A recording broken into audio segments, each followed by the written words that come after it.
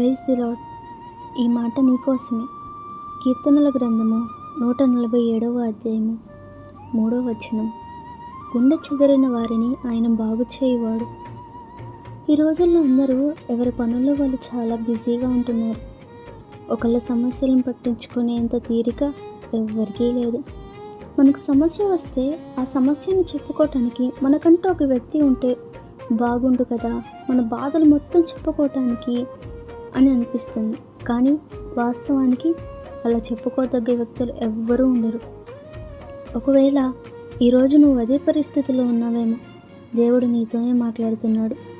నీ గుండె చెదరిన వేళ నిన్ను ఆదరించటానికి నీకున్న ఏకైక వ్యక్తి ఒక్క యేసుక్రీస్తు మాత్రమే. మనుషులకు చెప్పి అవమానపాలయ్యే కంటే ఒక్కసారి యేసయ్యకు చెప్పుకో. ఆయన నీ నలిగిన హృదయానికి ఆదరణ కలిగిస్తాడు, నిన్ను బాగు చేస్తాడు.